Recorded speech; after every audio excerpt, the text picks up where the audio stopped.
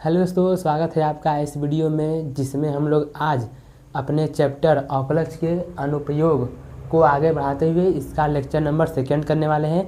इससे पहले वाले लेक्चर में हम लोगों ने इस चैप्टर से संबंधित जितने भी सूत्र हैं, चाहे वो वृत्त का हो, वर्ग, आयत, घन, घनाभ, शंकु, बेलन, जितने भी इसमें इस चैप्टर में जितने भी सूत्र आएंगे सबको लिख कर याद कर लिया है। उन्हीं सूत्रों के आधार पर आज हम लोग क्या है कि कुछ क्वेश्चन करेंगे। अब क्वेश्चन करने से पहले हम लोग कुछ टॉपिक समझ लेते हैं कि क्वेश्चन कैसे आ सकते हैं और कैसे नहीं आ सकते हैं। तो समझते हैं पहले हम लोग कि क्वेश्चन कैसे पूछ सकता है इसमें। अब देखो, चैप्टर का नाम ही है क्या, ऑकलज का अनुप्रयोग। मतलब कि हमने अभी तक चैप्टर नंबर 5 में जितना भी आकलन सीखा है उसी के आधार पर ये पूरा का पूरा 6वां चैप्टर हमारे पास है, आकलज के अनुप्रयोग। तो इसमें क्वेश्चन किस टाइप के आ सकते हैं समझते हैं। सबसे पहले हमको समझना पड़ेगा कि जैसे कि हमारे पास कोई है कि यक्स के सापेक्ष, इस लाइन का मतलब समझना है, यक्स के सापेक्ष वाई में परिवर्तन। जैसे कि ये हमारे पास आ गया है लाइन, ठीक है, यक्स के सापेक्ष वाई में परिवर्तन। तो जैसे हम लोग नहीं लिखते थे कि यक्स के सापेक्ष अवकलन करने पर, उसी टाइप में लिखना है। तो देखो, जिसमें परिवर्तन होता है ठीक, जिसमें परिवर्तन होता है उसको ऊपर लिखते हैं और जिसके सापेक्ष होता है उसको नीचे लिखते हैं। परिवर्तन किसमें हो रहा है, वाई में। वाई में परिवर्तन हो रहा है, यानी कि अब परिवर्तन को अवकलन द्वारा दर्शाते हैं, यानी कि डी वाई हो जाएगा, ये हो जाएगा डी वाई। अब जिसके सापेक्ष होता है उसको नीचे लिखते हैं, यक्स के सापेक्ष, ये हो गया यक्स। तो इसको हम लोग क्या पढ़ सकते हैं कि यक्स के सापेक्ष वाई में परिवर्तन, ये हो गया। या फिर हम लोग चाहें तो एक और लिख सकते हैं कि क्षेत्रफल में परिवर्तन की दर। अब इसका मतलब क्या हुआ कि क्षेत्रफल में परिवर्तन की दर, ठीक है ना। यानी कि परिवर्तन किस में हो रहा है, क्षेत्रफल में, क्षेत्रफल में हो रहा है। तो क्षेत्रफल को किससे लिखते हैं, एरिया यानी ए से। तो यानी कि क्षेत्रफल में परिवर्तन हो रहा है किसके सापेक्ष, तो क्षेत्र में परिवर्तन या क्षेत्रफल में परिवर्तन की दर। दर को क्या बोलते हैं, समय यानी टाइम। तो टाइम को टी से लिखते हैं, तो इसका मतलब क्या हो गया, डी टी। तो यानी ये क्या है कि समय के सापेक्ष क्षेत्रफल में परिवर्तन, ठीक है, इसका मतलब ये हो गया। अब मान लेते हैं कि हमें मात्रक आ गया लिखने के लिए, तो मात्रक कैसे लिखते हैं, तो समझना ध्यान से। सबसे पहले जो ऊपर दिया है, मान लेते हैं कि क्षेत्रफल हमारे पास दिया है मीटर में, मान लेते हैं कि क्षेत्रफल है मीटर में दिया है। तो क्षेत्रफल है, तो क्षेत्रफल में मीटर का मात्रक कितना हो जाएगा, तो अब क्षेत्रफल है तो स्क्वायर होता है, तो ये हो जाएगा स्क्वायर, बटे में है या फिर प्रति बोलते हैं। टी यानी समय का मात्रक क्या है, सेकेंड, ये हो गया सेकेंड। तो यानी क्षेत्रफल में परिवर्तन की दर ये दिया है, तो मात्रक कैसे लिखते हैं, इसके हिसाब से लिखते हैं। क्षेत्रफल है तो मीटर स्क्वायर, आयतन होता तो मीटर क्यूब, और नीचे जो है उसको लिख लेते हैं। और जैसे मान लेते हैं हमारे पास आ गया आयतन में, बोलेगा कि आयतन में परिवर्तन की दर, आयतन में परिवर्तन की दर, ठीक है ना, आर के सापेक्ष, कुछ भी बोल सकता है। तो समझा ध्यान से, जिसमें परिवर्तन होता है उसको कहाँ लिखते हैं, ऊपर लिखते हैं। तो आयतन में परिवर्तन की दर निकालना है, यानी परिवर्तन किस में हो रहा है, आयतन में। तो आयतन को किससे लिखते हैं, वी से लिखते हैं, यानी वॉल्यूम। तो ये आयतन में परिवर्तन हो गया किसके सापेक्ष, आयतन में परिवर्तन की दर आर के सापेक्ष, किसके सापेक्ष, आर के। तो डी आर नीचे आ जाएगा। अब बोलेगा मात्रक लिखने के लिए, तो तो इसका मात्रा कैसे लिखते हैं, आयतन है हमारा, तो ये हमारे पास मीटर में दिया है, तो आयतन है तो क्यूब में होता है, तो यानी ये हो जाएगा मीटर क्यूब। त्रिज्या है तो ये मीटर में दिया रहेगा, ठीक है। इसको ऐसे लिखेंगे। तो अब इसी टाइप से क्वेश्चन में जितने भी क्वेश्चन है इसमें सब ये सब जितने भी यहाँ पर मैं एग्जांपल लिया हूँ ये सब यूज में आएंगे, सेम टू सेम आएंगे, ठीक है ना। तो क्या करते हैं कि अब इसी के आधार पर हम लोग अपना बुक के पहला क्वेश्चन करते हैं उदाहरण का।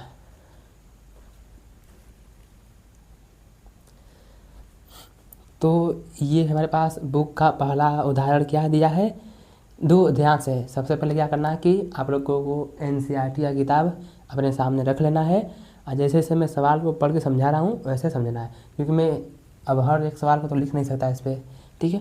पहला सवाल क्या दिया है कि वृत्त के क्षेत्रफल के परिवर्तन की दर इसकी त्रिज्या r के सापेक्ष ज्ञात कीजिए जबकि त्रिज्या कितनी हो 5 सेंटीमीटर। देखो ध्यान से, सबसे पहले जो जो दिया है उसको लिख लेते हैं। परिवर्तन किसमें हो रहा है, वृत्त के क्षेत्रफल में, वृत्त के क्षेत्रफल में परिवर्तन हो रहा है ना। तो ये उदाहरण नंबर फर्स्ट है। क्या बोला है, वृत्त के क्षेत्रफल में परिवर्तन की दर त्रिज्या के सापेक्ष ज्ञात कीजिए जब r यानी त्रिज्या कितनी हो 5 सेंटीमीटर।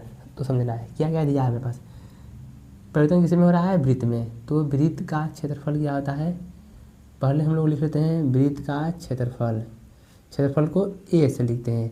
तो वृत्त का क्षेत्रफल कितना होता है पाई r स्क्वायर, समझना ध्यान से। ये तो वृत्त का क्षेत्रफल a है पाई r स्क्वायर। अब इसमें क्या बोला है कि जो वृत्त का क्षेत्रफल है इसमें परिवर्तन हो रहा है किसके सापेक्ष, त्रिज्या के सापेक्ष।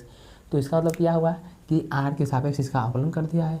तो ये कितना हो जाएगा, ये हो जाएगा dA अपान में dr। तो इसका अवकलन किए तो इसका भी अवकलन करेंगे, पाई कांस्टेंट ऐसे लिख दिए, r स्क्वायर का हो जाएगा 2r। ये हो गया हमारे पास अवकलन हो गया है, ठीक है। अब कब ज्ञात करना है, क्षेत्रफल में परिवर्तन की दर, क्षेत्रफल में परिवर्तन की दर बोला है त्रिज्या के सापेक्ष, तो कर दिए हैं। कब निकालना है, क्या कब निकालना है, ये जो क्षेत्रफल में परिवर्तन की दर बोला है त्रिज्या के सापेक्ष, कब, जब r त्रिज्या कितनी हो 5 सेंटीमीटर। तो ये हो जाएगा dA अपान dr, कब, जब त्रिज्या कितनी हो 5 सेंटीमीटर। तो इसका मतलब ये हुआ, देखो यहाँ चाहे लिखें चाहे ना लिखें कोई दिक्कत नहीं है, मेन है कि जो हमारे पास अवकलन करने पर आया है उसमें उसका मान रखना है, लिख देंगे तो और अच्छा रहेगा, ठीक है। तो इसका मतलब क्या हुआ कि ये जो अवकलन करने पर आया है इसमें r का मान 5 रखना है। ये हो गया पाई, ये हो गया 2, r का मान कितना 5। तो ये कितना हो गया dA अपान में dr, r बराबर है 5 सेंटीमीटर। ये हो गया 5 गुना के 10 पाई। अब देखो ये क्वेश्चन हमारा आ सकता है 1 नंबर में, तो आप लोग यहाँ तक छोड़ेंगे तो आधा नंबर मिल जाएगा। अब आधा नंबर क्यों, क्योंकि इस चैप्टर में जितने भी क्वेश्चन हैं या इस एक्सरसाइज के 6.1 के जितने भी क्वेश्चन को सॉल्व कर लेते हैं लास्ट में उसका मात्रक लिखना ज़रूरी है, मात्रक के आधा नंबर करते हैं। कैसे लिखेंगे, क्षेत्रफल दिया है तो मैं बोला था क्षेत्रफल का मात्रक क्या होता है, स्क्वायर में होता है। अब स्क्वायर किसका होगा, जिसमें हमारे पास दिया रहेगा, किसमें दिया है सब सेंटीमीटर में, तो ये हो जाएगा सेंटीमीटर स्क्वायर प्रति, नीचे क्या है त्रिज्या, त्रिज्या किसमें दिया है सेंटीमीटर में, तो ये भी हो गया सेंटीमीटर में। अब ये नहीं कि यहाँ पर स्क्वायर है तो इसको काट दें, नहीं काटते हैं, हमें इससे क्या पता चलता है, इससे ये पता चलता है कि ये जो सेंटीमीटर स्क्वायर है इसका मतलब ये क्षेत्रफल का मात्रक है और ये त्रिज्या का मात्रक है। अब यदि मानते हैं काट देते हैं तो सेंटीमीटर आएगा, तो पता ही नहीं चलेगा किसका मात्रक निकाले हैं, ठीक है ना। तो ये इतना क्वेश्चन है, तो उम्मीद करते हैं ये क्वेश्चन समझ में आ गया होगा। अब इसी के टाइप का सेम टू सेम इसी के टाइप का ये जो अभ्यास का क्वेश्चन नंबर पहला है, इसमें क्या बोला है, इसमें ही बोला है कि वृत्त के क्षेत्रफल में परिवर्तन किसके सापेक्ष, त्रिज्या के सापेक्ष, कब, जब r का मान कितना हो अच्छा पहले काम करते हैं, जैसे क्वेश्चन बोला वैसे करते हैं ना। तो उसमें बोला है कि वृत्त का क्षेत्रफल में परिवर्तन की दर त्रिज्या के सापेक्ष ज्ञात कीजिए। तो सेम टू सेम वही क्वेश्चन है। तो ये हो गया वृत्त का क्षेत्रफल, ये होता है ए से कितना है पाई आर स्क्वायर। तो क्षेत्रफल में परिवर्तन की दर किसके सापेक्ष बोला है, त्रिज्या के। तो यानी यहाँ पर हम लोग क्या निकालेंगे, डी ए बटे में डी आर। तो इसका अवकलन कितना हो जाएगा, ये पाई हो गया और ये हो जाएगा 2r, सेम टू सेम वही रहेगा। अब इसमें दो सवाल है। पहला सवाल क्या दिया है, इसमें बोला कि त्रिज्या निकालिए जब r का मान 3 सेंटीमीटर है, और दूसरा बोला है कि r का मान वही क्षेत्रफल में परिवर्तन की दर ज्ञात कीजिए जब r का मान कितना है 4 सेंटीमीटर है। दो सवाल बोला है तो निकालते हैं। यहाँ से हमारा कितना हो जाएगा, डी ए बटे में डी आर। आर कब, जब 3 सेंटीमीटर है, सेंटीमीटर है यहाँ पर। तो अब इसमें रखेंगे हम लोग, ये हो गया पाई 2 आर कितना है 3, ये कितना हो जाएगा, ये हो जाएगा 3 दूना के 6। ये दशमलव नहीं है, इसमें बिंदी का मतलब गुणा है ना। ये हो जाएगा 6 पाई, मात्रक लिखना जरूरी है। सेंटीमीटर है तो सेंटीमीटर स्क्वायर प्रति सेंटीमीटर। इसी प्रकार यहाँ भी रखेंगे, ये हो जाएगा डी ए अपान में डी आर। आर का आर जब 4 है तो क्षेत्रफल में परिवर्तन की दर कितना होगा, तो ये हो पाई तो निकाले ही हैं, 2 हो गया। आर कितना इसमें दिया है 4, तो ये हो जाएगा 8 पाई सेंटीमीटर स्क्वायर प्रति सेंटीमीटर। तो जैसे उदाहरण नंबर पहला था, क्वेश्चन नंबर फर्स्ट हो गया। समझ में आ रहा होगा, यदि नहीं आया है तो दूसरे क्वेश्चन को देखेंगे, समझ में जरूर आएगा, ठीक है। तो इसका स्क्रीनशॉट। अब देखिए, अब हमारे पास उदाहरण नंबर 2, ध्यान समझना है, अच्छा क्वेश्चन है, 2 या 3 नंबर बनाने लग। इसमें क्या दिया है कि एक घन का आयतन 9 सेंटीमीटर क्यूब प्रति सेकेंड की दर से बढ़ रहा है, ठीक है। अब देखिए यहाँ पर सेंटीमीटर क्यूब आ गया है, इसका मतलब किसका बात चल रहा है, आयतन के बाद। यदि वो क्वेश्चन में आयतन नहीं लिखता है तो हम लोग मात्रक की सहायता से समझ जाते हैं कि सेंटीमीटर क्यूब है, इसका मतलब आयतन की बात चल रही है। यदि इसके कोण की लंबाई, कोण यानी घन का कोण वही, यानी स्मॉल ए का मान कितना दिया है 10 सेंटीमीटर, तो इसके पृष्ठ का क्षेत्रफल किस दर से बढ़ रहा है, यानी कि हमें किस में परिवर्तन की दर निकालना है, पृष्ठीय क्षेत्रफल में परिवर्तन की दर, यानी कि डी ए अपान में डी टी का मान निकालना है। तो सबसे पहले हमें जो दिया है उसको लिख लेते हैं। तो ये क्वेश्चन में क्या क्या बोला है कि एक घन का आयतन 9 सेंटीमीटर क्यूब प्रति सेकंड की दर से बढ़ रहा है। तो ये है हमारे पास उदाहरण नंबर 2। जो दिया है पहले उसको लिख लेते हैं। क्या दिया है हमारे पास, दिया है क्या दिया है कि देखो घन का आयतन, अब आयतन दिया है तो इसको रख लेते हैं, जब जरूरत पड़ेगा तो करेंगे, ठीक है ना। तो घन का आयतन दिया है, तो घन का आयतन हमारे पास क्या होता है, घन का आयतन। देखो जैसे जैसे मैं क्वेश्चन लगा रहा हूँ आप लोग को वैसे वैसे लगाना है और पेपर में छाप देना है। तो घन का आयतन कितना होता है, v बराबर में भुजा क्यूब होता है। तो घन का आयतन होता है भुजा क्यूब, घन का आयतन भुजा क्यूब हो गया। अब देखो क्वेश्चन में ही क्या बोल दिया है कि घन के आयतन में परिवर्तन कितना है, 9 सेंटीमीटर की प्रति सेकंड की दर से बढ़ रहा है। तो अब जब इसमें परिवर्तन हो रहा है इसका मतलब इसका अवकलन कर रहा है, ठीक है ना। देखो क्वेश्चन में ये दिया है सेंटीमीटर क्यूब प्रति सेकेंड, यही दिया है, ठीक है। तो इसका मतलब क्या हुआ कि देखो क्यूब है, इसका मतलब कि आयतन में परिवर्तन हो रहा है, सेकेंड यानी टी के सापेक्ष। तो इसका मतलब ये हुआ सेंटीमीटर क्यूब प्रति सेकेंड की दर से, इसका मतलब क्या हुआ डी वी बटे डी टी का मान दिया है। तो यानी कि इसका अवकलन कर दिया है। तो कितना दिया है हमें किताब में दिया है, कितना कि इसके आयतन में परिवर्तन की दर कितना है? 9 सेंटीमीटर क्यूब प्रति सेकेंड। देखो अभी तक मैं जितना भी सब लिख रहा हूँ सब क्वेश्चन में सब दिया है। तो सबसे आसान तरीका क्या है ऐसे क्वेश्चनों को सॉल्व करने का कि जो जो क्वेश्चन में दिया है सबसे पहले उसको लिख लेंगे, बाद में आसानी से सॉल्व कर लेंगे। जैसे कि अब आयतन बोला था घन का आयतन, तो घन का आयतन लिख दिए, भुजा क्यूब हो गया। अब बोला गया है कि जो आयतन में जो परिवर्तन हो रहा है वो 9 सेंटीमीटर क्यूब प्रति सेकंड दर से बढ़ रहा है, तो आयतन में परिवर्तन की दर, ठीक है, तो ये लिख लिए। अब आगे क्या बोला है? कोर की लंबाई कितनी है? 10 सेंटीमीटर है। कोर की लंबाई 10 सेंटीमीटर है, तो इसके पृष्ठ का क्षेत्रफल किस दर से बढ़ रहा है? किसके? घन के पृष्ठ का क्षेत्रफल। तो घन का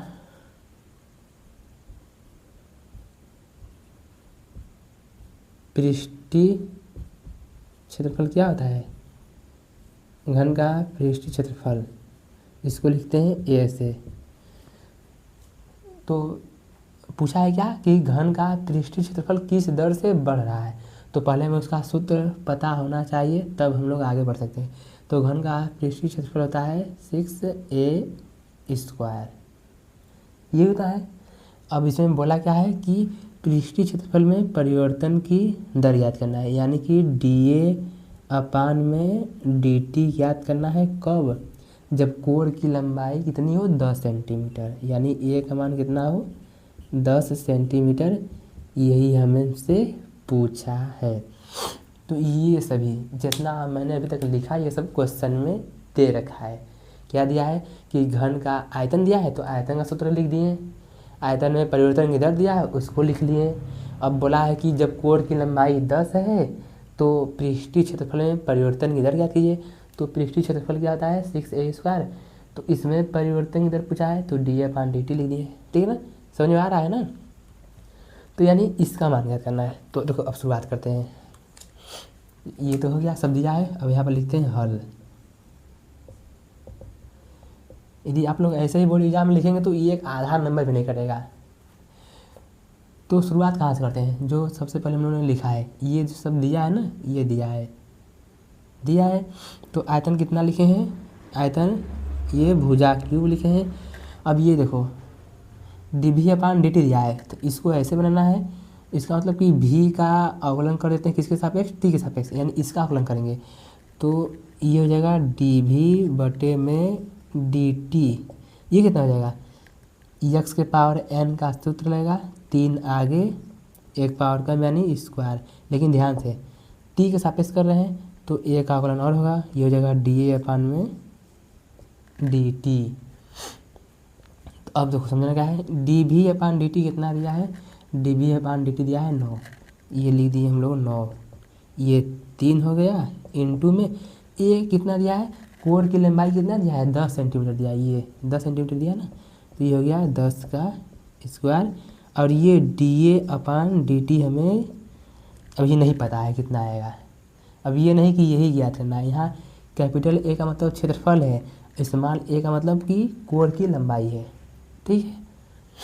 जब ये इतना हो गया है तो आगे बढ़ते हुए चलते हैं। अब समझना ध्यान से।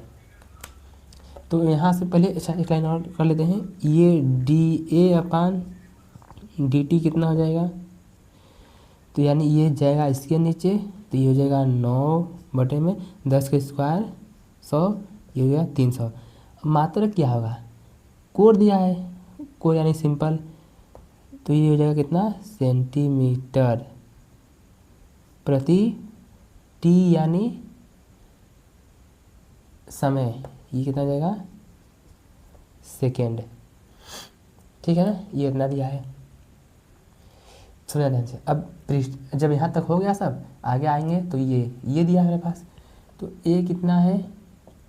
6a²। समझा ध्यान से। इसमें परिवर्तन की दर लाना है, यानी ये चीज़ बनाना है इसको, तो t के सापेक्ष अवकलन कर देंगे, ये हो जाएगा dA/dt। देखो 6 कांस्टेंट ऐसे रहेगा, 2 आगे 1 पावर कम, लेकिन t है तो a का हो जाएगा, तो हो जाएगा dA/dt। ये हो गया dA/dt dt कब ज्ञात करना है, जब कोण की लंबाई कितनी दे रखी है, 10 सेंटीमीटर दे रखी है, यही है ना। बस इसमें मान रख दो, 6 दूना के 12 हो जाएगा।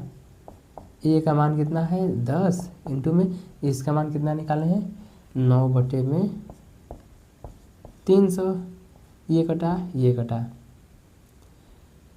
ये जगह 3 तरीके 9, 3 दा में 30, ये कितना गया 36 बटे में 10, यानी कि 3.6 मात्रक क्या हो जाएगा, क्षेत्रफल है तो सेंटीमीटर स्क्वायर, समय है तो सेकेंड, यानी 3.6 सेंटीमीटर स्क्वायर प्रति सेकेंड। समझ में आ रहा होगा। एक चीज़ और, मैं धीरे इसलिए बोल रहा हूँ क्योंकि वीडियो की शूटिंग जो है रात में हो रही है, तो किसी को परेशानी ना हो, इसीलिए आप लोग को तो आवाज़ आ रहा होगा। तो ये हो गया, बढ़िया क्वेश्चन है, 3 हो सकता है 5 नंबर में आ जाए, मतलब बढ़िया क्वेश्चन है इसीलिए बोल रहा हूँ, 5 नंबर में हो सकता है आ सकता है। तो इसका स्क्रीनशॉट लीजिए। हम लोग बढ़ते हैं अपने उदाहरण नंबर 3 पर। अब हमारे पास क्वेश्चन नंबर यानी उदाहरण नंबर 3 क्या दिया है, समझना ध्यान से इसको। समझना, देखो एक स्थिर झील है, मतलब कि झील है उसमें पानी रुका हुआ है, ठीक है।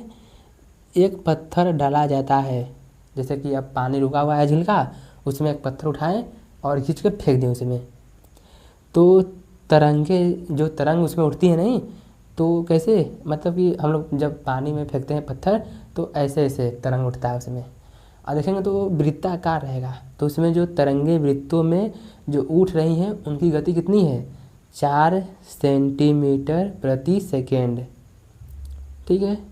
वही मतलब कि देखो जैसे कि तालाब है, मतलब कि ये पूरा हमारा बोट क्या है तालाब है, और इसमें एक पत्थर फेंक दिए, तो ये ऐसे नहीं चलती है तरंगे, ऐसे तरंगे मतलब ऐसे तरंगे सब चलती हैं, सही ऐसे तरंगे सब चलती हैं, ये तरंगे चलती हैं। देखो जब पानी स्थिर था तो त्रिज्या इतनी थी, जब तरंग चल रही है तो देखो त्रिज्या बढ़ती जा रही है, ये बढ़ती जा रही है, यहाँ अलग त्रिज्या, यहाँ अलग त्रिज्या, यहाँ अलग त्रिज्या, और ये बड़ी सी त्रिज्या हो गई, ये तरंग ऐसे बढ़ती जा रही है। तो वही दिया है कि ये जो त्रिज्या में परिवर्तन क्या हो रहा है, त्रिज्याएँ परिवर्तन हो रहा है ना, तो परिवर्तन को कैसे लिखते हैं dr बटे में, देखो किसके सापेक्ष बोला है, देखो ये बोला है सेंटीमीटर प्रति सेकेंड, यानी जो त्रिज्या में परिवर्तन हो रहा है किसके सापेक्ष, समय के सापेक्ष, वो हमें कितना दिया है, ये दिया है 4 सेंटीमीटर प्रति सेकेंड। समझ ना, जब स्थिर जल में पत्थर फेंकते हैं तो पानी तरंग के रूप में चलने लगता है, तो ये लगातार उसमें जो त्रिज्या में परिवर्तन होता रहता है, तो वही त्रिज्या में परिवर्तन की जो दर बोला है समय के सापेक्ष कितना दिया है 4 सेंटीमीटर प्रति सेकेंड। और क्या बोला है, जब वृत्ताकार तरंग की त्रिज्या 10 सेंटीमीटर है, मान लेते हैं कि कहीं ये 10 सेंटीमीटर त्रिज्या है, 10 सेंटीमीटर है, तो इसका क्षेत्रफल कितनी तेज़ी से बढ़ रहा है, मतलब एक समय आके ये रुक गया है, उस समय इसकी त्रिज्या 10 सेंटीमीटर है, तो हमें बताना है कि उस समय क्षेत्रफल कितना होगा। मतलब ये पूछा है क्षेत्रफल में परिवर्तन की दर कब, जब त्रिज्या कितनी हो 10 सेंटीमीटर, ये मोटा मोटा क्वेश्चन में पूछा है, ठीक है। क्वेश्चन समझ में आ गया। तो अब जब समझ में क्वेश्चन आ गया तो हम लोग इसको बढ़िया से लिखते हैं, ठीक ना। क्वेश्चन हार्ड नहीं है, बस समझना है आप लोग को, समझने पर ध्यान ज़्यादा दीजिएगा तो क्वेश्चन सब आसान लगेंगे। तो हमें अब देखो क्या दिया है इसमें, त्रिज्या पहले परिवर्तन दिया है, तो हम लोग लिख लेते हैं जो पहले हमें सब जो दिया है, ये उदाहरण नंबर है 3, जो दिया है पहले उसको लिख लेते हैं, तो हमें जो दिया है उसको लिख लेते हैं। देखो दिया है क्या कि त्रिज्या परिवर्तन हो रहा है ना, तो वृत्त की त्रिज्या में परिवर्तन हो रहा है त्रिज्या में, ठीक है। तो यानी कि त्रिज्या में परिवर्तन हो रहा था, ये हो गया dr बटे में dt, कैसे परिवर्तन हो रहा है 4 सेंटीमीटर प्रति सेकेंड, ठीक है ना। तो ये दिया है, मैं समझाया था ना, त्रिज्या जब बढ़ेगी तो त्रिज्या परिवर्तन की दर समय के सापेक्ष कितना है 4 सेंटीमीटर प्रति सेकेंड, ठीक है। अब क्या बोला है कि उसकी त्रिज्या 10 सेंटीमीटर है, तो क्षेत्रफल में कितना परिवर्तन हुआ।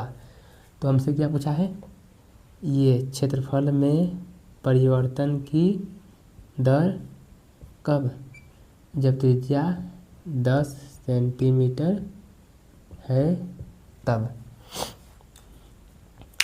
ठीक है ना, ये पूछा हमसे। दिया है त्रिज्या है परिवर्तन की दर 4 सेंटीमीटर प्रति सेकंड है। पूछा है कि जब त्रिज्या 10 सेंटीमीटर है तो इसका क्षेत्रफल कितना होगा। है आसान है, इसको लगाते हैं हम लोग, हल लिखते हैं इधर से। अब देखो क्षेत्रफल में परिवर्तन दिया है तो वृत्त का क्षेत्रफल कितना होता है। अब कैसे पता कि सर वृत्त होगा, क्योंकि जब पानी फेंकेंगे तो ये वृत्ताकार ही होता है, गोला, ये वृत्ताकार तरंगे होती हैं ना। तो वृत्त का, या फिर ऐसा लिखते हैं, वृत्त नहीं दिया है ना, तरंग वृत्तों के रूप में, तो लिख सकते हैं इसको वृत्ताकार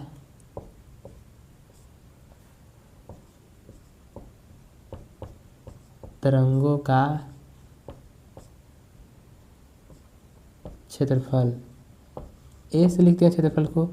तो वृत्ताकार तरंगों का क्षेत्रफल क्या होता है, वही जो वृत्त का क्षेत्रफल होता है पाई आर स्क्वायर। ठीक है, तो परिवर्तन की दर पूछा इसमें, तो किसके सापेक्ष, समय के सापेक्ष अवकलन करते हैं। ये हो जाएगा dt बराबर में पाई कांस्टेंट है, आर स्क्वायर का हो जाएगा 2r। लेकिन ध्यान से समझना है, ये तो आर स्क्वायर का हुआ है, अभी आर का अवकलन बाकी है, किसके सापेक्ष, समय के सापेक्ष। तो ये कितना हो जाएगा, ये हो जाएगा dr/dt। तो ये हो गया dA/dt। कब निकालना है, जब त्रिज्या कितनी हो, 10 सेंटीमीटर हो।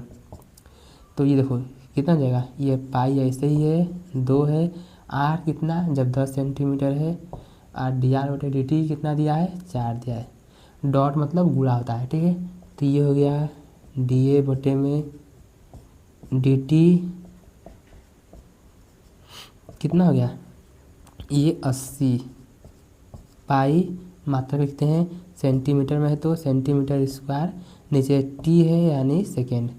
ये हो गया 80 पाई सेंटीमीटर स्क्वायर प्रति सेकेंड। ठीक है ना, क्वेश्चन हार्ड है कि नहीं, आसान क्वेश्चन सब है। तो इसका ऐसे आंसर लीजिए। अब हम बढ़ते हैं अपने अगले क्वेश्चन पर।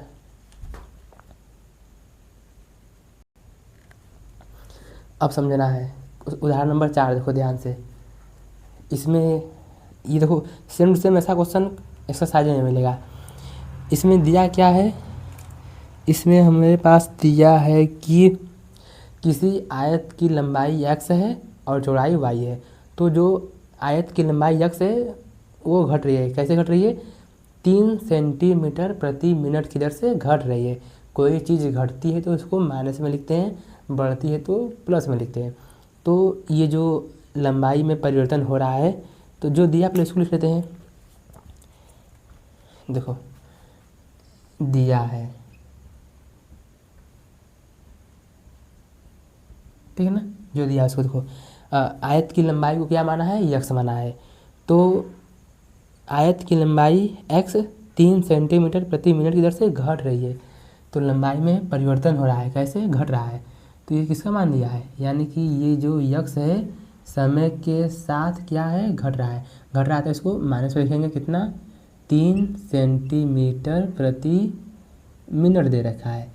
तो इसका मतलब हुआ कि जो आयत की लंबाई है वो समय के सापेक्ष माइनस मतलब घट रही है। माइनस मतलब माइनस क्या बताता है कि लंबाई बढ़ रही है कि घट रही है। माइनस का मतलब क्या है कि लंबाई घट रही है। यदि प्लस होता है तो मतलब क्या होता है कि लंबाई बढ़ रही है। तो आयत की लंबाई में परिवर्तन की दर दिया है -3 सेंटीमीटर प्रति मिनट की दर से घट रही है, और चौड़ाई y 2 सेंटीमीटर प्रति मिनट की दर से बढ़ रही है। देखो मैं फिर से बोल रहा हूँ, जिसके पास सामने किताब होगा उसको क्वेश्चन बहुत अच्छा से समझ में आएगा, ठीक है ना। तो ये जो अब बढ़ रही है क्या, चौड़ाई, तो dy/dt बढ़ रही है तो इसको प्लस में लिखते हैं 2 सेंटीमीटर प्रति मिनट, ठीक है, बढ़ रही है हो गया, लंबाई घट रही है, चौड़ाई बढ़ रही है।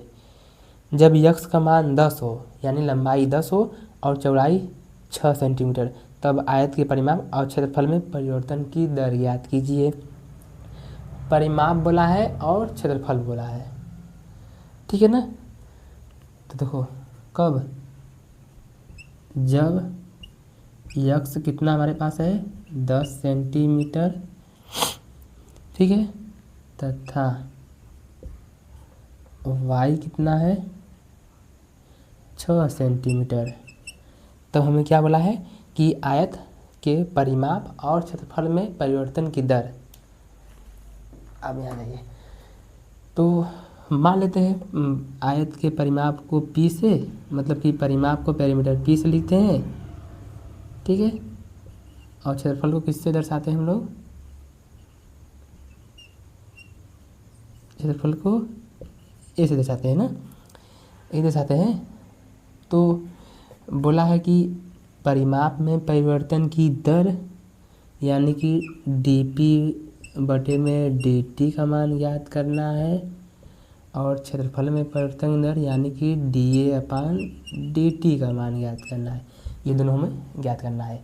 ये सब बुक में सब दे रखा है क्वेश्चन में कि लंबाई घट रही है 3 सेंटीमीटर प्रति मिनट की दर से, चौड़ाई बढ़ रही है 2 सेंटीमीटर प्रति मिनट की दर से।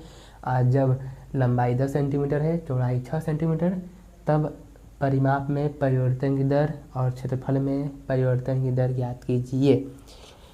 तो शुरुआत करते हैं। इसमें 2 क्वेश्चन बोला है।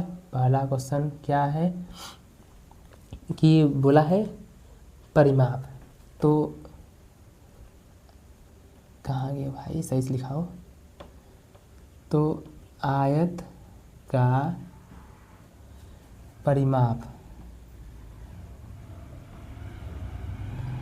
आयत का परिमाप क्या होता है, परिमाप को पी से लिखते हैं। ये कितना जाएगा 2, देखो 2 ब्रैकेट में लंबाई प्लस चौड़ाई होता है, तो l प्लस बी नहीं लिखेंगे। जिस यहाँ लंबाई चौड़ाई किसमें दिया है एक्स वाई में, तो लंबाई प्लस में चौड़ाई। अब बोला है परिवर्तन, आयत में परिवर्तन की दर याद कीजिए, ठीक है ना। तो यानी कि dp बटे में dt अवकलन कर दिए हैं, t के सापेक्ष। यहाँ भी होगा 2 कांस्टेंट है, x का अवकलन कितना हो जाएगा, ये हो जाएगा dx/dt, y का क्या हो जाएगा, ये हो जाएगा dy बटे में dt। ये dp बटे में dt हो गया, 2 हो गया, dx बटे dt कितना दिया है माइनस में 3, प्लस में dy बटे dt कितना दिया है 2, dp/dt का मान कितना आ गया, देखो ये हो जाएगा -1 का गुणा हो जाएगा 2 में, तो ये होगा -2 सेंटीमीटर और प्रति सेकंड, नहीं समय किसमें दिया है मिनट में, ये हो गया मिनट। तो माइनस चिन्ह क्यों आ रहा है, तो माइनस का चिन्ह इसलिए आ रहा है क्योंकि हमारा परिमाप क्या है, घट रहा है।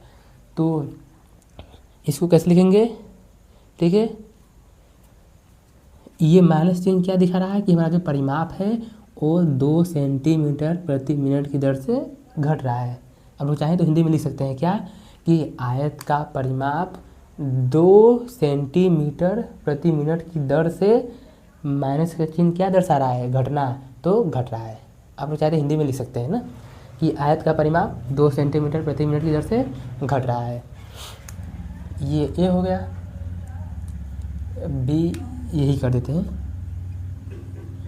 आयत का क्षेत्रफल बोला है, क्षेत्रफल में परिवर्तन की दर,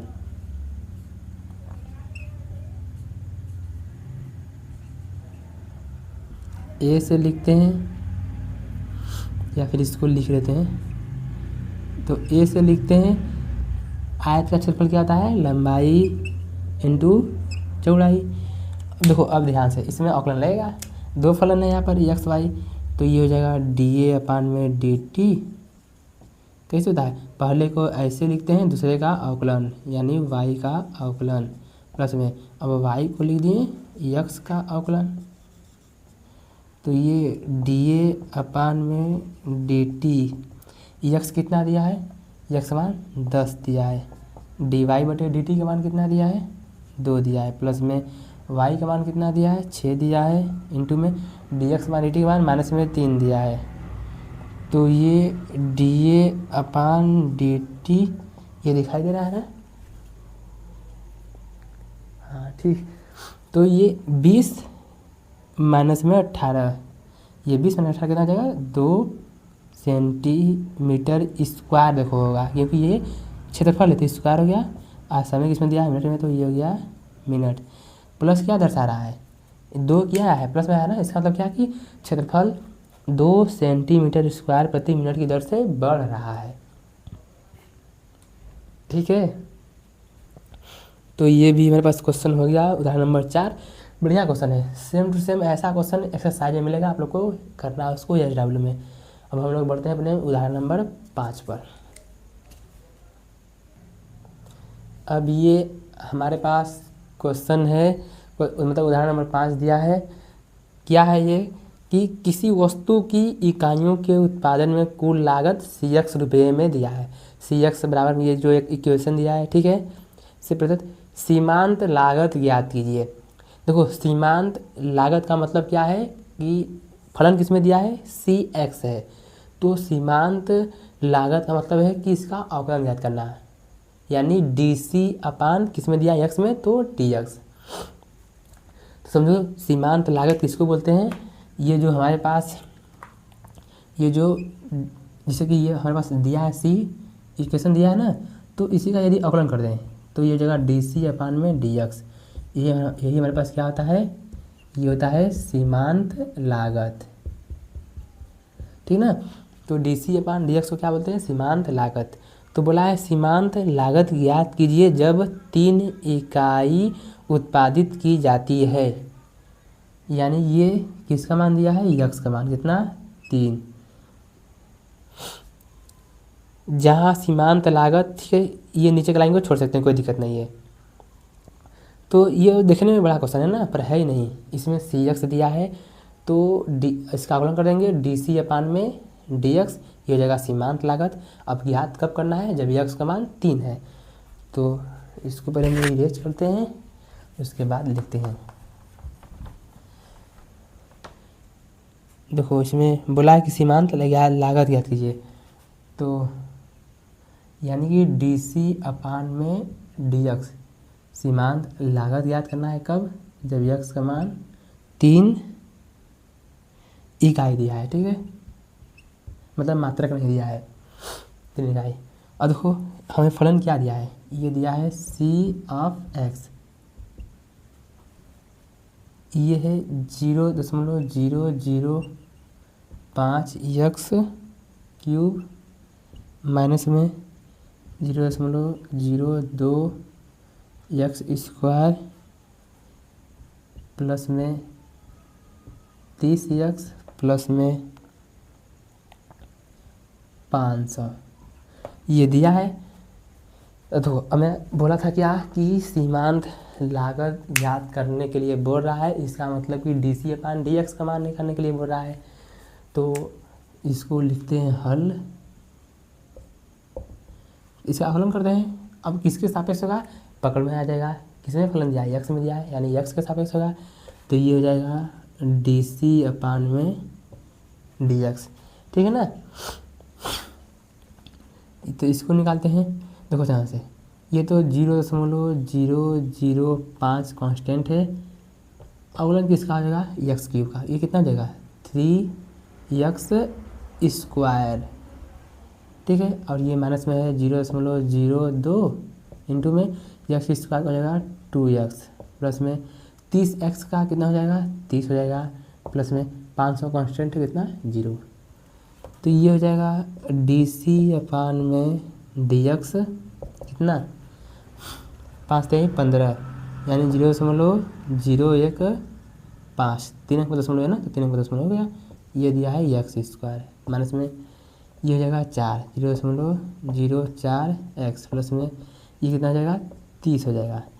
तो ये तो सीमांत लागत हो गया, लेकिन याद करना है कब, जब x का मान कितना हो 3 हो।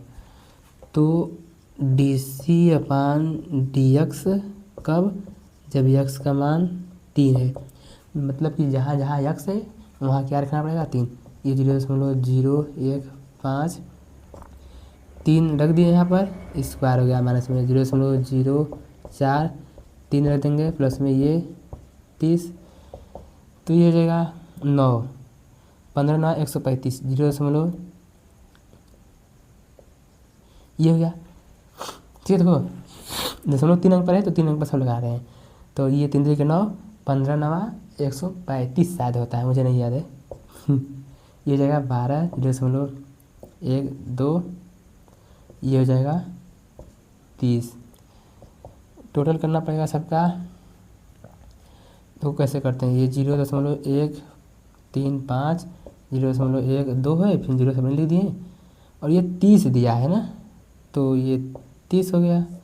ये हो जाएगा 30.255 30.255। ओहो सॉरी, गलती हो गया मित्र, ये माइनस करना था ना, हम जोड़ दिए इसको, तेरी देखो देखना, ये माइनस है ना, तो 0.135 पहले इसको माइनस कर देते हैं, ये हो जाएगा 5, ये हो जाएगा 1 0 0, अब इसको जोड़ देते हैं, तो ये हो जाएगा 30.015, ये इतना रुपया हो जाएगा। क्यों रुपया हो जाएगा, क्योंकि हमें रुपया में दिया है, ये इसमें बोला है, ठीक है ना। CX क्या है, किसी वस्तु की x इकाइयों के उत्पादन में कुल लागत CX रुपये में है, तो ये इतना रुपया आ गया। तो देखो ये भी बढ़िया क्वेश्चन था, इसी टाइप का सॉल्यूशन मिलेगा किसमें, एक्सरसाइज में मिलेगा। तो मैं इरेज नहीं करता हूँ, यही पर उदाहरण नंबर 6 कर देता हूँ। ये भी छोटा क्वेश्चन है, इतना बड़ा क्वेश्चन नहीं है। इसमें देखो छठा में क्या बोला है, इसमें बोला कि किसी उत्पादन की x इकाइयों में विक्रय से प्राप्त कुल आय रुपये में दिया है, RX बराबर दिया है। देखो सीमांत लागत को बोला है dc/dx, और इसमें क्या बोला है सीमांत आय। तो जैसे सीमांत लागत होता है dc/dx, सीमांत आय होता है किस में दिया है, r में, तो dr/dx। ठीक है, तो इसमें हमसे पूछा है कि सीमांत आय को किस में लिखते हैं, dr/dx, कब, जब x का मान कितना हो, 5 हो। ठीक है ना, ये पूछा है हमसे, ये पूछा है, और दिया क्या है, RX बराबर में ये दिया है 3x² प्लस में 36x प्लस में 5, ये दिया है। ठीक है, निकाल लेते हैं, ज़्यादा हार्ड है नहीं, बिल्कुल आसान क्वेश्चन है, ये सब क्वेश्चन आसान है। अब मैं इसको मैं लिख देता हूँ, नहीं तो आप लोग को समझ में आएगा। dc/dx को क्या बोलते हैं, सीमांत लागत, और dr/dx को क्या बोलते हैं, सीमांत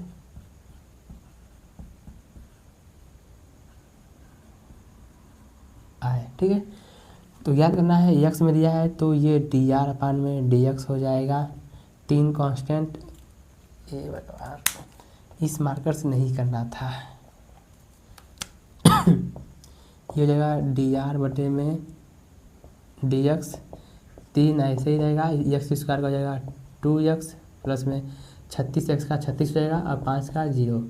तो ये dr/में जो dx दिया है कब ज्ञात करना है, जब x का मान कितना हो, 5 हो यहाँ पर, यानी ये 6 हो जाएगा, इंटू में x का मान कितना 5 रखना है, 5 रख दिए, प्लस में 36 दिया है, तो 30 प्लस में 36, ये जगह 66 रुपये। ठीक है, बिल्कुल हार्ड है इच नहीं, बिल्कुल नहीं हार्ड है इच, ठीक है ना। अच्छा सही से मात्रा लिख दो, ध्यान समझना, यक्स क्या दिया है, इकाई, तो ये रुपया प्रति इकाई लिख सकते हैं। ठीक है, यानी 1 इकाई इतने रुपये का, यहाँ पर इसको भी लिख सकते हैं इकाई। क्यों भाई साहब, क्योंकि यक्स बोला है, इकाई में बोला है। ठीक है ना, तो dr/dx इतना आ गया 66 रुपये प्रति इकाई, यानी 1 इकाई 66 रुपये में। तो ये सब क्वेश्चन थे हमारे पास, उदाहरण सभी कंप्लीट हो गए हैं, बहुत बढ़िया से हो गए हैं सब। आप लोग चाहें तो एक्सरसाइज क्वेश्चन को प्रैक्टिस कर सकते हैं। अब जो जो अभी तक वीडियो देख रहे हैं, आप लोग से एक बात पूछनी थी, मतलब कि मुझे पता है बहुत कम लोग यहाँ तक पहुँच पाए होंगे, मतलब जो पहुँच गए हैं क्या बता सकते हैं कि मैं चाहता हूँ कि मैं केमिस्ट्री नहीं, फिज़िक्स के ये सब क्वेश्चन जो कि बोर्ड एग्ज़ाम में हर साल आते ही हैं या फिर आने के चांस ज़्यादा रहते हैं, तो मैं सोच रहा हूँ कि एक एक वीडियो 1 दिन या 2 दिन पर गैप देके फिजिक्स का एक एक लेक्चर अपलोड करूँ, 10 या 15 मिनट का हो सकता है, ठीक है ना, जो कि बोर्ड एग्ज़ाम में आने लगे हैं। तो इस प्रकार से 30 या 40 वीडियो रहेगा 10 मिनट का, और बहुत ही हेल्पफुल रहेगा फिजिक्स के पेपर के लिए। तो आप लोग बता सकते हैं कमेंट में कि शुरू किया जाए कि नहीं। यदि शुरू करना है तो बोल दीजिए कि यस सर फिजिक्स से शुरू कर दीजिए, नहीं करना है तो कोई बात नहीं, ठीक है। बाकी मिलते हैं अगले वीडियो में, तब तक के लिए नमस्कार।